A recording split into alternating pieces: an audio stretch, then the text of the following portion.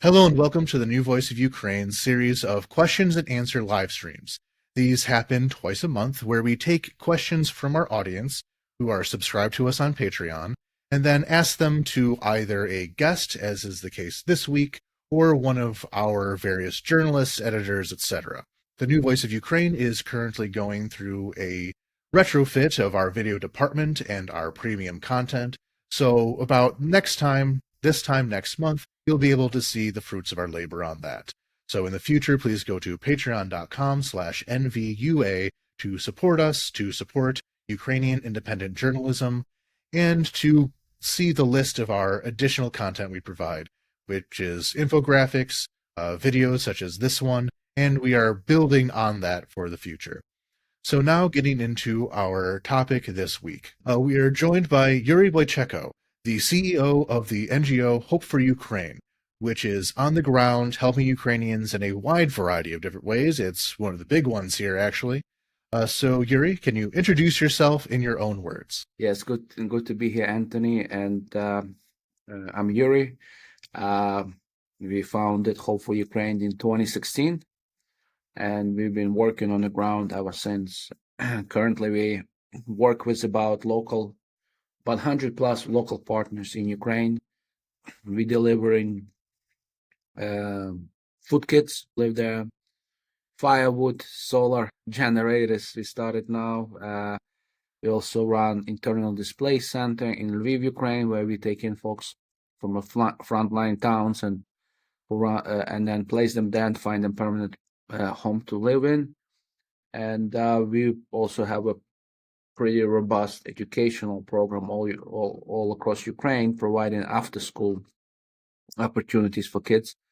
So that's what we involve. And also here in US, once we have Ukrainian refugees who come here, we help them settle in here, also in Western Europe as well. Yeah. Yeah, I saw on your website that before the full-scale invasion, the Hope for Ukraine largely focused on children, helping disadvantaged children. Can you talk? I'm kind of curious about that to kind of get the background of, because the issue with NGOs and all that didn't begin with the full scale. So what were you doing before the full scale? What were you focusing on? And how did that change when the invasion occurred? And how fast did your practices change when the invasion occurred? Yeah, so basically when we started, our initial projects were, medical support projects for kids with treatable conditions, medical treatable conditions, but where families didn't have finances to pay for the procedures, and then we would come in and then whether treat them in Ukraine. For example, we've done tons of scoliosis correction surgeries for children in Kiev through Kiev Neurological Institute, and also we brought some kids to countries like Germany. One patient we actually brought to the United States where she got needed a procedure, right? So that was our initial work. And at that time also, there was already a first wave of the refugees after annexation of Crimea and Donbass. So at that time, we already start working with them, helping them, settle in and provide, all the assistance that they would need. And then 2022 happened, right? February. So we basically had to scale really fast and really quick. So that's where we rolled out our food distribution program through our family support project, because we saw a big need. And that's this program right now. We provide about 15 to 1,600 food kits each week to families in need. And so we had to scale really quick. And after that, as we assess things on the ground, we adjusted our programs accordingly. Like, for example, right now, our big priority is energy. That's why we launched this year a solar resilience program, where we supply these families on the front line with the solar power generators and electric cooktop that they can cook their own meals and have access to some sort of power, because some places we bring food kits folks don't have no way to cook the meals except firewood, right? And it's not always safe, right? So that's basically where we are. So we're constantly evolving as an organization to make sure that we are most effective, and then we try to touch the areas that needed the most help. So that's how we operate. Yeah, it's all extremely vital, but that takes us now to, I guess, the meat and potatoes of this episode, which is that the United States, under the direction of the new president, Donald Trump, has made I hate to call them reforms, but a series of changes to American foreign aid, where, as of right now, it's formally paused. U.S. humanitarian aid is paused. A lot of federal programs within the United States are paused. This will likely change in the future to outright cancellation of a number of programs, though we have not reached that stage quite yet. And the United States Agency for International Development, USAID, in particular, is being targeted for severe reductions. So that brings us to how that affects Ukraine. A lot of NGOs within Ukraine have received grants from USAID and other U.S. government projects. So how much of that does Hope for Ukraine rely on those grants? So we don't rely on USAID grants. We never received money from them. We work with them on different strategic projects, and we actually did submitted some proposal to them last year. And we were hoping to get funding this year, but then we just received a letter that there's going to be no new conversations about any project Right. at this time. So we never received any funding from them, but we're working with a lot of smaller NGOs in Ukraine who's been funded through these small grants, and so I think it's going to affect a lot of people, a lot of NGOs, because like yesterday, we had a call with our partners at Global Giving. So they did survey, and they asked, talking about NGOs all across the world, right? Most of them are US based and stuff like that. So how, about more than 50% of NGOs looking to cut their budget now because of this US aid freeze. So when you're talking about a good being done all over the world, this is going to affect every country that USAID worked in. But I feel for Ukraine the most, because I think Ukraine has been receiving about 30 billion of assistance, humanitarian assistance, in this full-scale wars through USAID, right? So outside of like a smaller projects, I'm talking about the bigger project that's funded through the government institutions. So, I think it's going to be really, really painful. We're not going to feel it now, but I think people are going to start feeling it like in 3-6 months from now. And in my assessment is USAID is not coming back anytime soon, unless there's some serious pushback that this administration gets from public. That's the only thing that can move that back, and that's unfortunate, in my opinion. Yeah, just as my own history, early in my career as a grant writer, monitoring and evaluation guy, so I understand that a lot of these budgets come in, months and months ago. So it's hard to see the exact effects at this very moment. But in your communication with other NGOs in Ukraine, your partners, your colleagues, have you heard of people having to make any cutbacks right now, or more importantly, planning to make cutbacks in the future? Yeah, I think most of them are going to do some kind of restructuring, because, again, Ukraine-based NGOs, they all mostly started as volunteering groups, and then, these grants become available, and they went and they rented the space, that, they bought a vehicle, whatever, and to do what they're supposed to do, right? And now, once the money is going to start flowing, I think they will, if they're not going to find a different source of funding through private donors and stuff like that, they'll probably have to shut down the door. And that's, right now we're stepping in, hope for Ukraine to cover the firewood areas with firewood, because a lot of in Ukraine. Actually, USAID had an awesome firewood program that they launched.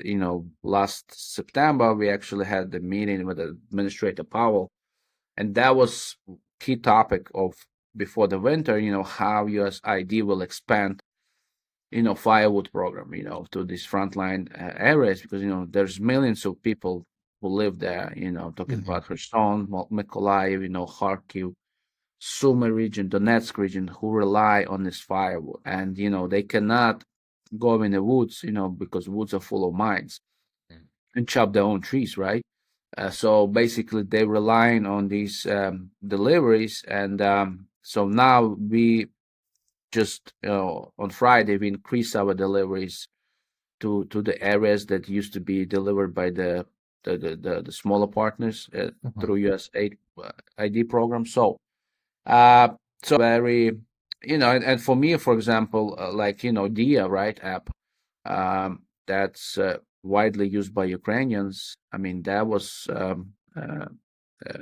big Yes, for our listeners, Dia is an app that's used for basically everything in Ukraine, anything government related, anything dealing with bureaucracy, red tape. You can do it through your Dia app, and that was a development of something called the Ministry of Digital Transformations, and the Ministry of Digital Transformations, which is involved with a lot of reforms on the, technical side of things, a lot of digitalization of the economy, of bureaucracy, that is largely funded through USAID.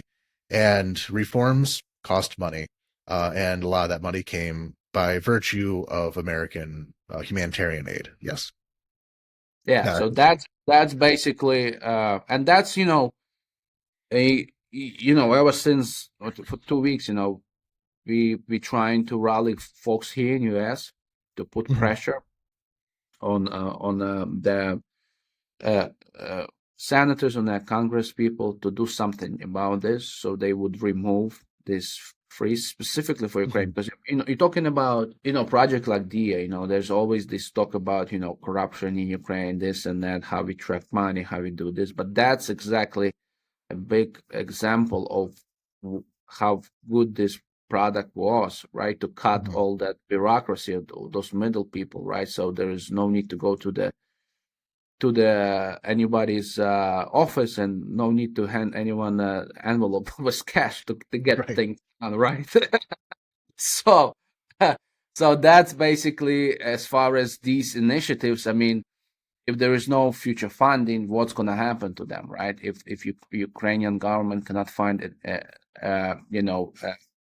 some other sources, I mean, it's going to be all this progress that's been made until now is going to stop. So I think that's for Ukrainian US. We're trying these 2 weeks. We've been on the front lines trying to press this issue and bring this to the public, so they will understand that cutting USAID is actually weakening United States standing in the world.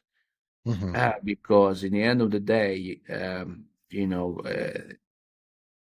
if these countries don't receive, whether it's Ukraine or other people, right, other countries in the world, if they don't get some sort of funding from US, then they're going to start looking somewhere else. And who's going to be there waiting for them? China. Exactly. Yeah. So not to preempt that, that will be some of our final questions will be on that very point, because this is American soft power, of course. But before we get to some of the broader scale things, I do want to stay more on some of these nitty-gritty details of what American aid actually looks like from the perspective of an NGO. So you said that you were trying to secure USAID funding for the next year going forward. I know from my experience that anything involving a government grant requires a lot of paperwork. So can you explain how you would go about getting a USAID grant and what are some of the steps in place to ensure full transparency? Yeah, so this is very rigorous process. First of all, you gotta obtain all kinds of IDs. They have all kinds of IDs from this department, that department. So, there is a website called grants.gov where you go in and you register yourself, as an organization who want to do business with U.S. government, and there's a number of different checks you have to go through as far as so the whole process just to get registered and obtain all the IDs you need to do business with them, and it might take you like 3 months, 6 months just to get to that point. And then once there, then basically, on that particular website, they always would post the grants, that's available for the areas where you work in, and then you would go in and just to give you an idea, one application can be as much as 60 pages, So basically, you're like writing the whole book, just to get to get Been there. to get foot in the door, right? And then after that, basically, you sit and wait, once they ready, to do business with you, then they come in and they do all kinds of background checks, right? So you gotta submit, like references, they call them they call these references. They send them a bunch of questionnaires, to make sure you conduct business correctly, you don't discriminate against anyone, and stuff like that. So after that, basically, once you go through that, then you need to submit them a plan. If they give you the money, let's say they give you $80,000, right? Mm-hmm. And then you actually have to give them breakdown of how you're gonna, let's say we're gonna give you $80,000 for 1 year, for example. They say to you, okay, then you have to sit down and you gotta do like a work plan. You gotta do, budgets for every, single person who's going to be working that grant as far as the staff members. So it's a very, very in-depth process. Then you send it to them. And then if everything looks good, they approve it, and then they start funding you. But they funding you as a reimbursement, basically. So usually you go ahead, they say, okay, we give you 80,000. You start, spending that, and then they come back. At the end of the month, you have to submit a report, detailed report, with like where the money went, what did you buy, boo, boo, boo, boo, boo, receipts, and they will reimburse you back. And that's basically how it goes. And, just for everyone, I mean, as far as the check and balances is insane. I mean, you have to register on a separate monetary website. They constantly do the auditing and stuff like that. So the whole point of, and that's what I heard, yesterday. This one person told me that, outside of all the U.S. government agencies, I think USAID was ranked number 3, the most efficient agency in U.S. government. So as far as like them keeping up and up, it's very, they on point to make sure that money goes where they appropriate it. Yeah, that to me was the part of this discussion that I'm really not understanding at all from the United States side of them wondering, oh, where's the money going? We have to do an audit. And the amount of paperwork I've had to fill out for every single grant detailing the exact amount of money spent on office supplies in order to service this particular grant, of the biographical details of each individual person working on the grant. It is all so detailed and so covered that the idea of any of this being some black box is how they're presenting it is absolutely ludicrous to me. I don't know if you have any reflections on that. Because, we were, we actually, we were US-based grant for Ukrainian refugees, but then we turned it down last fall because of the amount of work would require us to fulfill all these, all these requirements, right? So the grant came in with so many strings attached to it. This is how many people this have to serve. Every person you're gonna serve, you gotta collect their birth certificate. Their state ID. Are they really So basically, you need like A full reporting staff, yeah. no, you need like increase your staff by like 5 people just to service Mm. that particular grant, right? And then we looked in numbers. We was like, listen, this is gonna take us. We'll have to spend much more money than what's they giving to us to just Mhm. support that and service this grant. So that's basically. But in the end of the day, it's a good agency, right? I think they've been doing things right, and the reason, and because they work in so many different countries of the world, with different degrees of corruption, right? So unless you have this type of Mhm. assets, right, it's really gonna be hard for you to stay on top of the money, right? So that's why that one is, in my opinion, this whole shutdown of USAID, it's not where the money goes kind of issue, right? Or we don't want to spend Mhm. money, but it's just they trying to show that they can do whatever they want. And the Mhm. reason why they took this, because USAID doesn't really have strong constituents in United States, right? You're not gonna go, you're not gonna go after, Medicare or Social Security, or Not yet. yeah, but like, what I'm saying to you is, look, the Pentagon, right? I think they like a $800 billion budget or whatever. I mean, listen, and you can definitely find some corruption there as well, right? But you don't shut down Pentagon to do the audit or how they run their business, right? Yeah, And for the constituency issue, I saw there's some poll showing that how much people Americans think goes to foreign aid, how much they think should go to foreign aid, and how much actually does. And they think like 10% of the budget goes to foreign aid, and it should be something closer to maybe 5% or something. In actuality, 0.7% of the US federal budget. So the constituency, what people think about it, is completely out of whack with reality.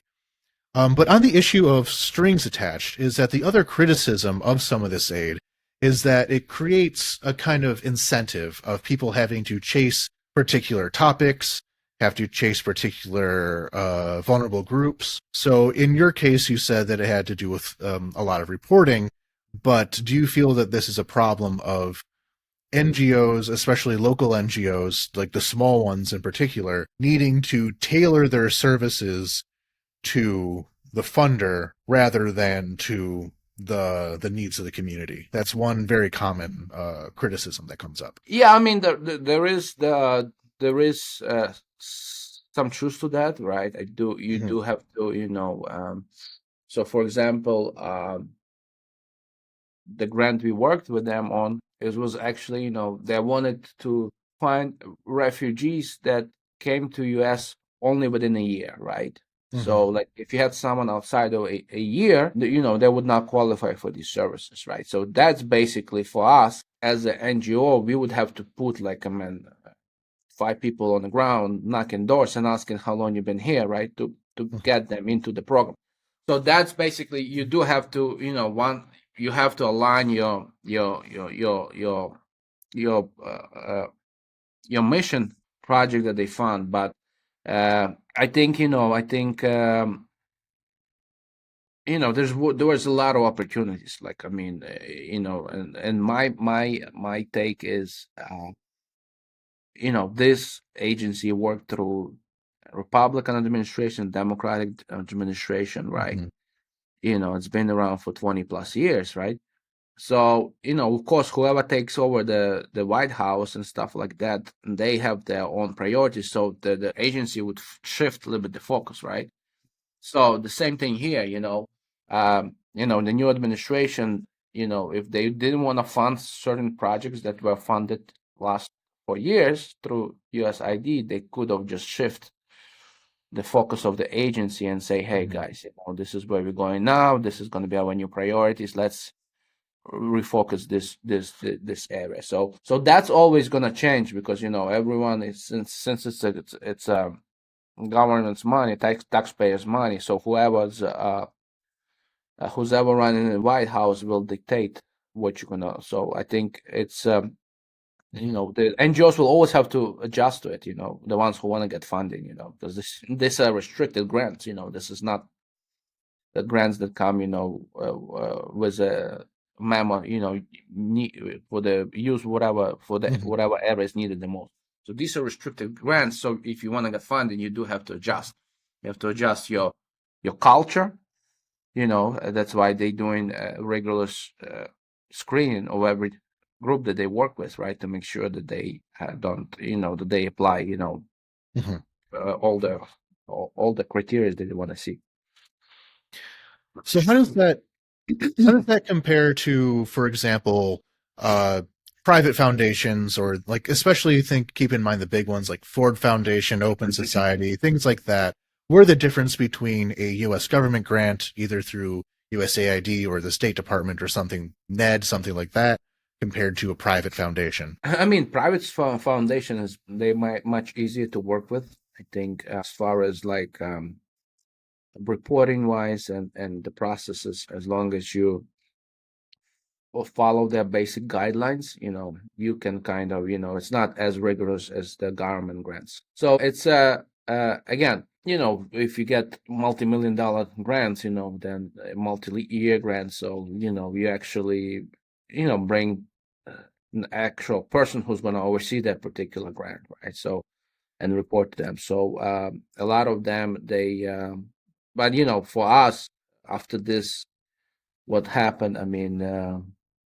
Even if USID comes back, I think we will just stick with the private funders because it's unpredictable.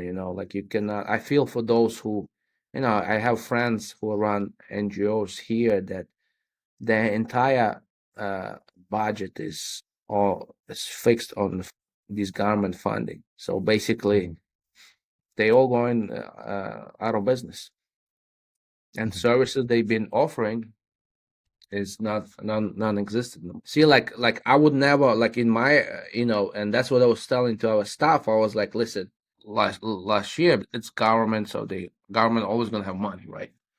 But but I was wrong on that. it's Yeah. it's changed really quick. Can you give examples of some of these organizations that are more reliant on USAID? If you're willing to share that information, I don't know. I don't have them on top of my list. And I'll have the list, but there's bunch. Like if you're talking about in Ukraine, I mean, a lot of independent journalists, organizations, like Ukrainian culture, like I know a lot of people, a lot of organizations, because USID had the big grants over the last 2 years preserving Ukrainian culture. So they sponsored a lot of local museums and stuff like that. So that was, that was very huge because, I mean, it was a war, these churches, these pieces of art being destroyed. And for example, like we working with this psychiatric facility close to Lviv. It's basically a place where, adults live, right, who with special needs. So, before the war, full-scale war, they had, I don't know, maybe 150 residents there and stuff like that. And the facility was just in terrible condition. Like, I mean, it was so bad that the trees were growing on the roof of that facility, right? And then Yeah. when the full-scale war came in, they brought in folks from the eastern and southern Ukraine, the internally displaced.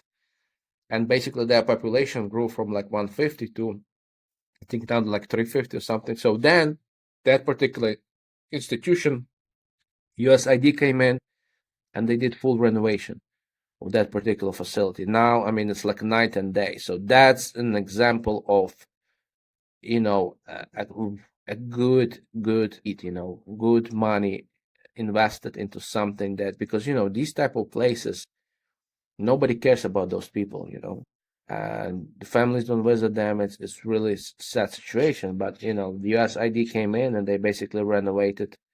Now they have a great facility there to live. So that's an example of one that I know firsthand because we help them a lot with supplies. So I know that particular facility very, very, very close. So that's one of the examples. So, what do you think are the most common potential replacements? I think one thing I keep in mind is the European Union. The European Union also does a lot of funding in Ukraine for various projects, but that also becomes politically unreliable because we have, for example, Hungary and now the Slovak government working to block a lot of the Ukrainian aid through European Union funding mechanisms. So, what do you think will be some of the more reliable sources of income for a lot of these NGOs, be it the European Union, private foundations? Like, what do you hear of people really focusing on now? I think everybody's gonna go off the private money, and Mhm. I think as far as like European Union mechanism is, like I said, it's like what you said is exactly right. It's really hard to get consistent streams of funding through that mechanism. So I think, like as far as the Ukrainian government, I mean, they're probably gonna go, after like a separate countries, like Britain and stuff like that, and maybe some of that is gonna be picked up through like a country grants and stuff. But as far as NGOs, they do have to start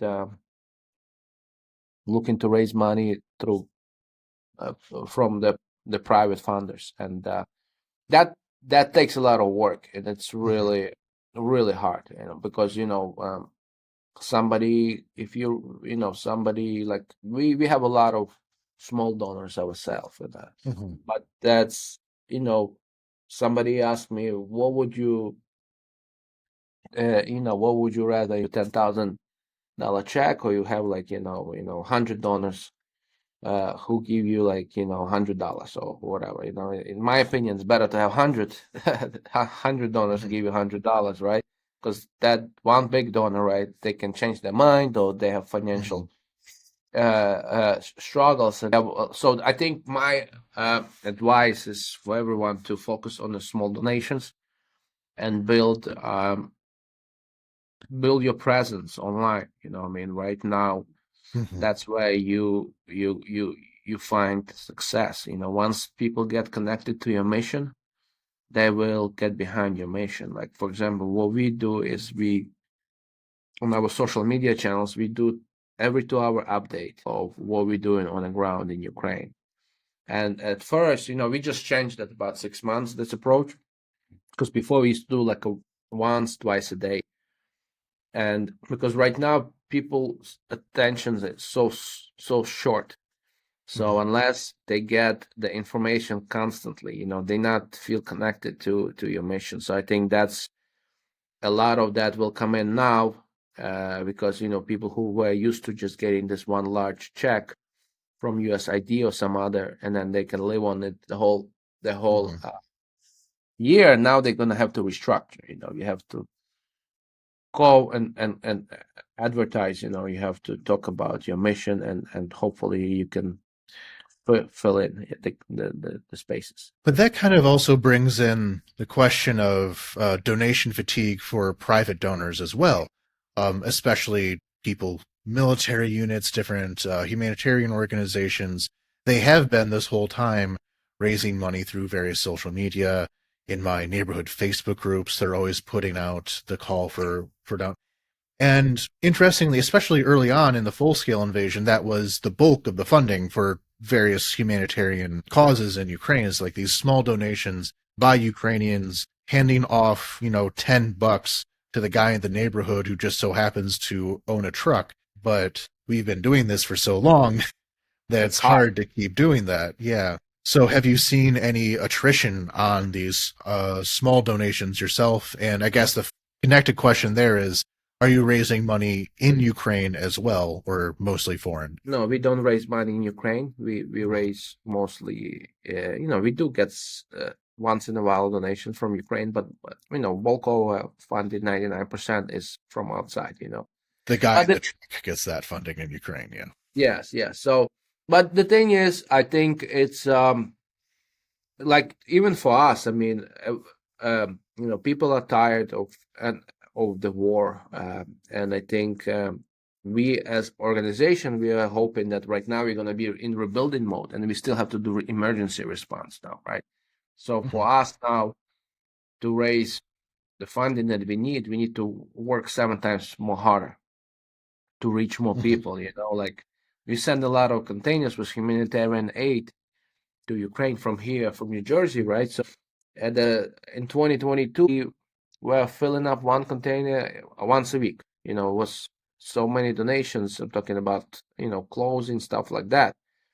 Now, we're doing about one container a month, but to fill that container, we have to pull the donation from all over United States. Mhm. If we have a donation somewhere in Washington State, we will figure out how to get it to New Jersey, have donation in Florida. So that's basically what it takes. But I think that's you have to adjust. I mean, if you want to stay and doing what you're doing, have the doors open, you gotta learn new tricks and just get creative the way you operate. For this last section of the interview, we're going to zoom out a bit more onto what effects these kind of changes will have in the broad scale. And the most important one, I think, is what are the most significant ways this will affect Ukraine's ability to defeat Russia. Money that will have to be directed to some of these humanitarian causes will be pulled away from the military if more of the budget has to be picked up by the Ukrainian state. So, do you think this will affect the war in like a real immediate way? I think it might if there is no peace treaty signed, right? I think if there's some sort of fair peace treaty signed soon, then I think Ukrainian government can redirect some of that money that they were spending on military to invest into these humanitarian projects, right? That been left by USAID. So, but if there is no peace treaty within the next six That's a months, big if. That's a very big if. Yeah. yeah, then I think we're looking at very, very serious situation coming fall of 2025 and winter 2026 because times more resources than Ukraine, right? So for us, to defend, they cannot cut military budget, right? They actually need to increase it, right? So that's I'm hoping for peace treaty because uh, Mhm. it's in a dangerous territory we are as a country of Ukraine. Yeah. And the other question we got on that I think is worrying on a national level is how will this affect people's attitudes towards the United States in terms of trust? To have this rug pull happen, what will people think of the United States, of Americans, God forbid? Like, what will, and not just in Ukraine, around the world, how will this affect attitudes towards the United States? This whole thing is going to tarnish the reputation of the United States because it came so unexpected, right? So there Mhm. was no like 6 months notice, this is coming. So everybody was not even prepared or thinking about it. Like I remember that Sunday when the war went out in Ukraine, not this Sunday, the Sunday before that, right? And I woke up in the morning. It's like my phone was filled with messages from our partners in Ukraine. Like, what's happening? Is this real? Is this like some kind of joke or because so that's basically United States, I keep repeating this, is become a great country and is great country because of its generosity. And it's because of what US was able to do around the world, to promote democracy, to promote freedom, to protect those who are less fortunate, vulnerable countries. And now this turnaround is definitely removing US from the map as a strong leader, right? Because I mean, listen, we have a person on our team. He's from Nepal. The programs that bunch of programs in the country like Nepal, small country that talking about health support, medical programs. They've all been running there for years. Now they don't know what to do. So that will affect the leadership standing and image of US. So I think I don't know. If we're gonna keep going this way. In 4 years we're gonna lose a lot of positions around the world. So it's we might be a strong country inwardly, but as far as like outside of US, there's going to be new alliances built, and I think down the line US will regret this if they don't change the course. Yeah, one of the long-standing catchphrases in a lot of the developing world is that when America comes, they bring a lecture. When China comes, they bring a road, a hospital, something like that. And now that lecture may have had something to do with, I don't know, you have to do some anti-corruption, something along those lines. And now that lecture is, you can't rely on us. Forget about it. We don't trust you. We don't even like you. You're some backwards country that we want nothing to do with. That's the lecture now. So who else are they going to look to in the future? Ukraine doesn't necessarily have that. I don't think China's about to come in and backfill a lot of the humanitarian aid here, but elsewhere. Yeah. Especially for reliability with peace building and all that as well. Yeah, but the problem is, the way China operates.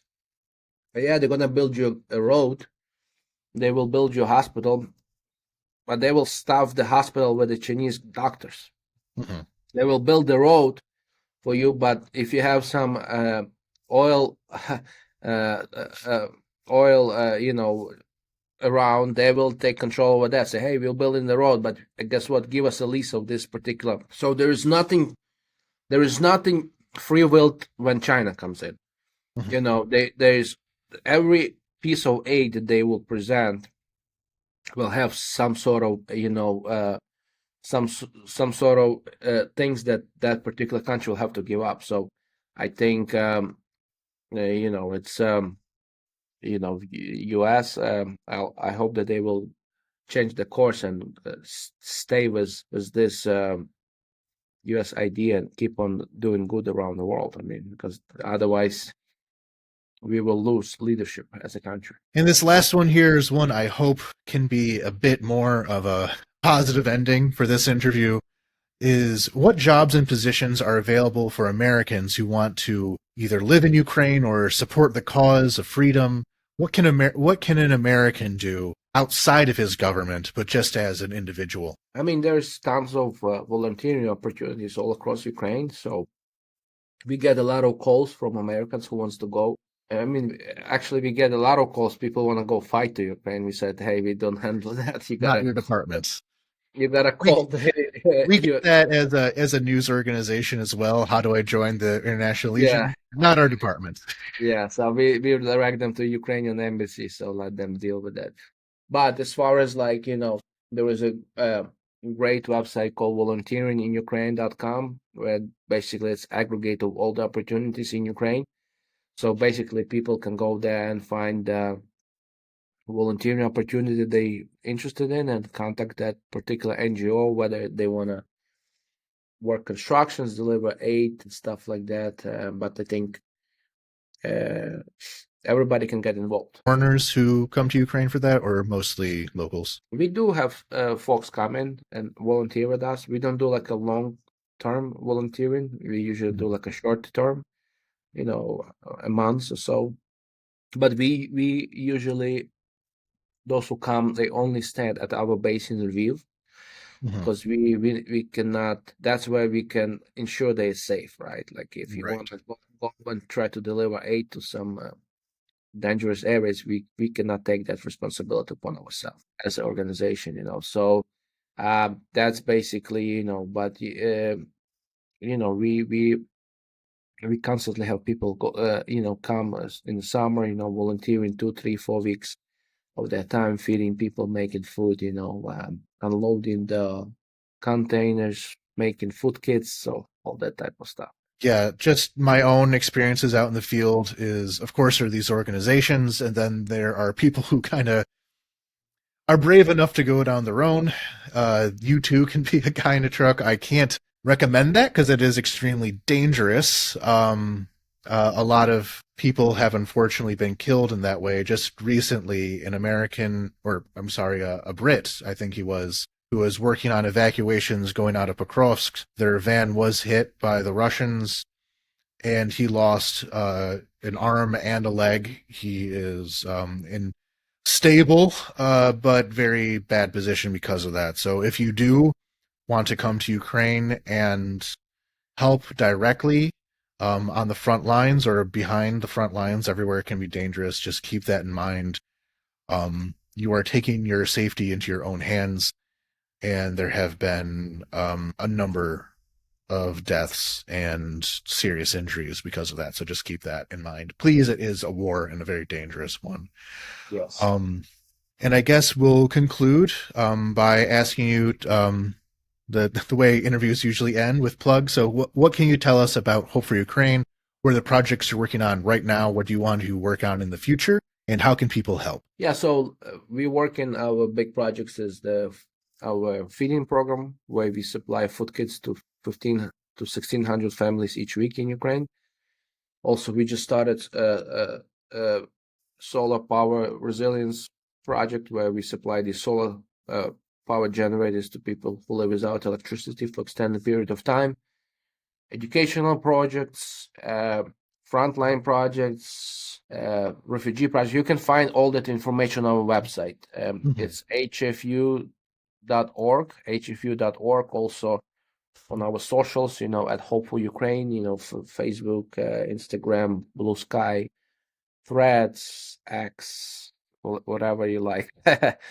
You can find and you can follow our work. Yeah. So Yuri, thank you very much for speaking to us. Our listeners, thank you all very much for listening. Like I said, you can go to patreon.com/NVUA to get announcements on these interviews in the future, as well as other forms of premium content. So please join us there.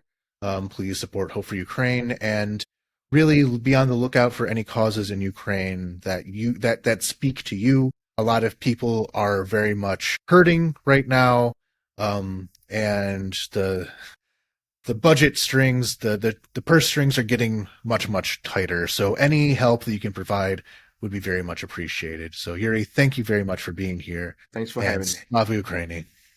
Героям слава.